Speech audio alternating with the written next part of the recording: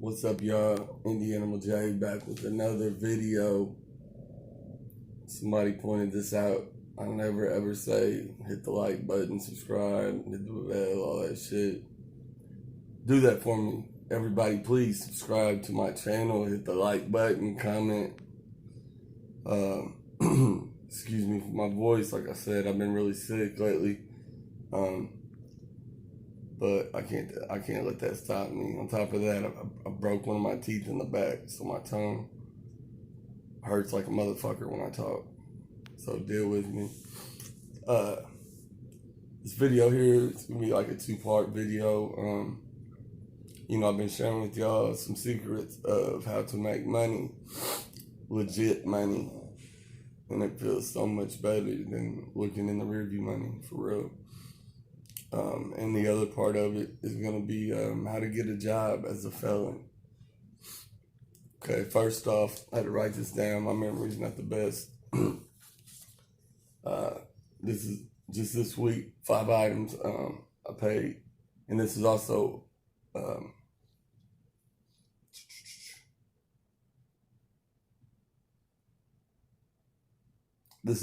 five different places, apps, whatever that I sold this stuff on. I spent $168 and I made $729. So the profit was 168 minus the 729, whatever that is. The first thing, I seen the dude I know, he had some rims. He was hurting for money. They were like some 18-inch rims, and they were dirty. Kind of scuffed up. I paid $60 for the rims. I cleaned those up. I sold those on Facebook Marketplace for $300. The second thing, I bought a Barnett crossbow. I paid $40 for it. I bought it off of the app Let Go. I posted it on a couple different places. And I sold it for $200 on Craigslist. Somebody hit me up yesterday during the day, interested in it. We went shopping. I live in a real small town. We went shopping in Owensboro, Kentucky late last night and met with them. And they gave me what I was asking for at $200. And that was off Craigslist. Also off Let Go was a Carhartt jacket I bought for $20. I sold it for $79 plus shipping. A PS2, 40 games, and 2 controllers. I traded a pair of shoes that I paid $40 for, and a Columbia jacket that I paid, I think, $2 for at a yard sale like a year ago. I sold it for $100 on Let Go. And then the last thing was Billionaire Boys Club hat. I paid $7.99 at a place called Gabe's. If you're not familiar with it, it's kind of similar to like a Marshall's or a Ross, TJ Maxx, something like that. Sold it for $50 on Poshmark. It was, the tag on it said $68. So, like I said, that's that. And that's just something that's supplemental income. I just started a job. I started it, Thursday. But, I will be working 40 hours a week. But I mean, what I made off those just 5 items, I spent probably like $10 and on stuff to clean those rims up. Like they tried to paint them. I got this stuff called it's called airplane cleaner, and it'll take anything off of anything. And then there's other stuff called Never Dull to shine them up. That's a lot of people's paycheck. Just what I made off those 5 things right there. 5 different places. But the main thing I'm going to get to is, a lot of people say, oh, I can't get a job, I'm failing, wooty-woot. Listen, I have never, not once in my life, had an interview and not got a job. I mean, look at me. I'm covered in tattoos. Tattoos on my face. Um, Tattoos on my throat. I don't know if you see it. It says "hustle or struggle" on my throat, and that's real.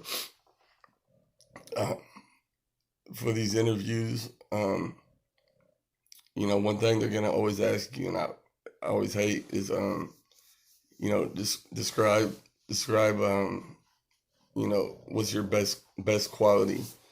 And you don't want to brag on yourself, so you just my answer every time is, I think my best quality is I can work well alone or work well with people. They eat that up.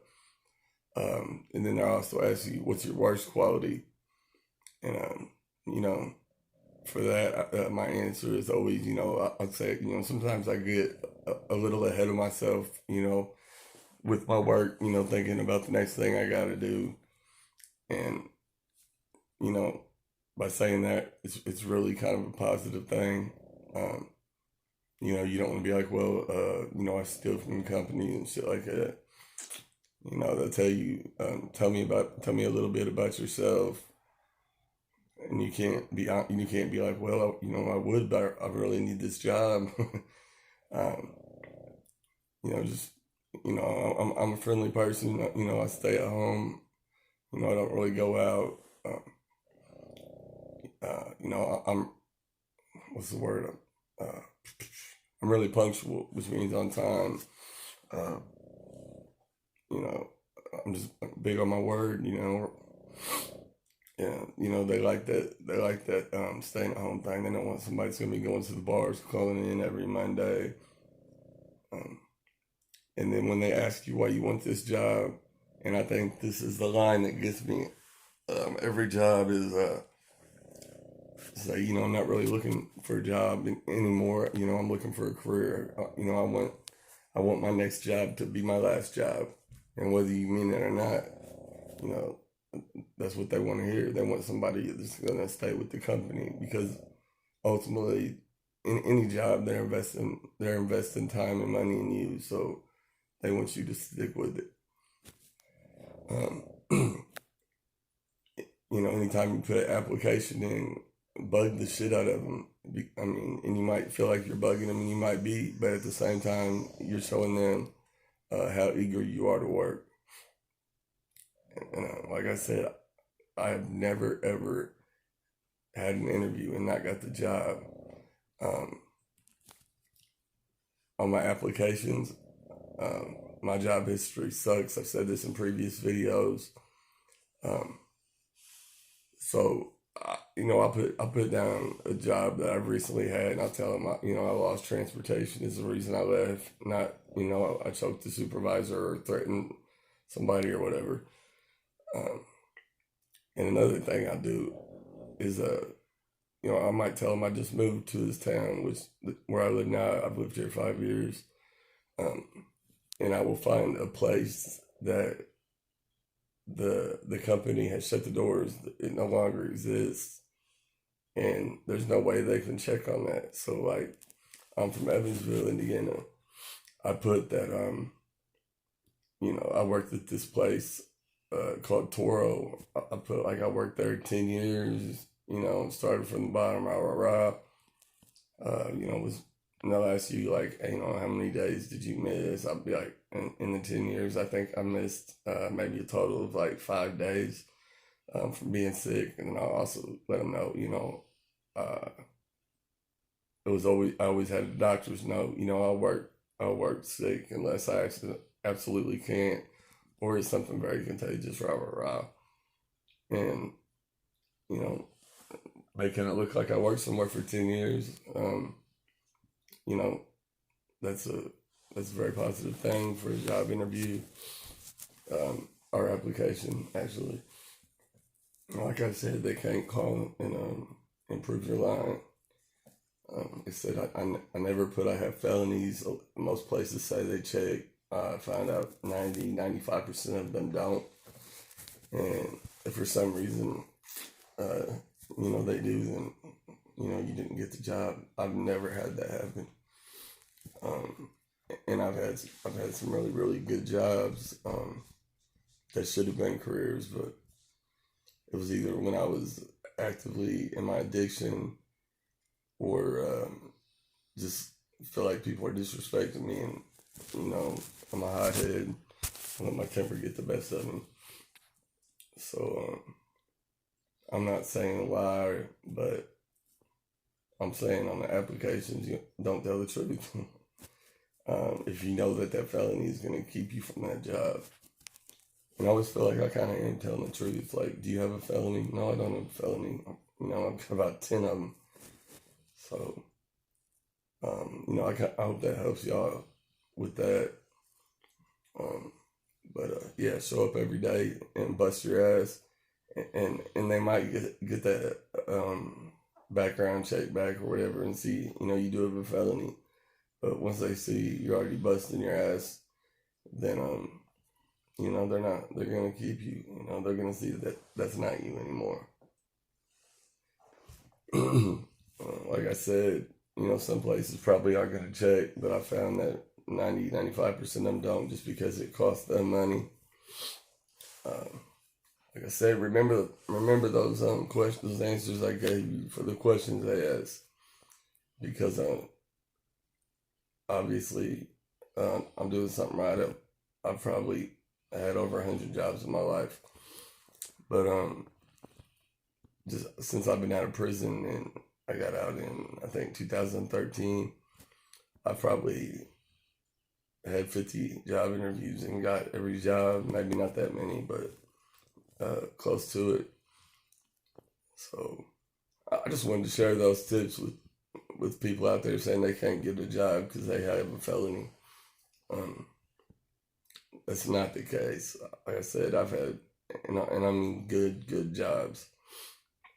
And I did go to college. I went for like one semester, and then they found cocaine and mushrooms in my dorm room, and also I was suspected of running into another dorm with a shotgun or something, which obviously it wasn't me, but somebody I guess kind of looked like me or whatever. I would never do anything like that. That's ridiculous. But I mean, I'm really not that person today. Another thing with those job interviews, look the person in the eye the whole time, give them a firm handshake, but at the same time, act very humble. Yes sir, no sir, I understand, sir. And whatever the job entails that you're applying for, as I was saying about finding a company that shut down,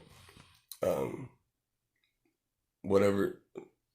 Don't put necessarily that you did the exact same thing, but at that place that you worked for however long, 5-10 years that you put, just say you did something very similar to that. They ask you, usually at the bottom of an app or in person, do you have any other qualifications or other reasons that we should hire you. You always want to put that you're good with working with people, you're good with authority, you're a very fast learner, and you're excited to learn and move up. When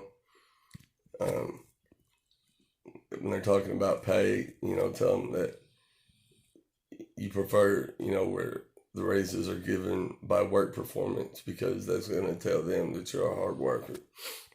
I hope y'all can understand me. I know my voice sounds like, man, I feel like shit. My breath probably smells like I ate cans of shark shit. But like I said, I want to throw those ideas out there to you about the buying and reselling things. Most of the times, I know for me, when I was selling drugs, and all it ever did was make my habit bigger. That's good. That's 5 items. I bought and sold, and I was being really sick this week. You can definitely make a full-time living. There's a guy named Cody Thrive. Check out his channel. he dropped out of college and he made six figures buying and selling shoes, buying and reselling shoes. So definitely check him out. Cody Thrive, THRIVE. So that's all I really got. Still got the episode coming about the farm here in Indiana, the prison, Indiana State Farm. It's not the Indiana State Prison. That's Michigan City where they do death row. This is it's Putnamville Correctional Facility in Greencastle, Indiana. Anybody that's been to jail or prison in Indiana knows about it. You know, it's that place you pray you don't go to. Basically, when you're at the Reception Diagnostic Center or when you're in the county. I think that's all I got. I know my dog gets more comments than I do on my videos. Little bastard. Here he is.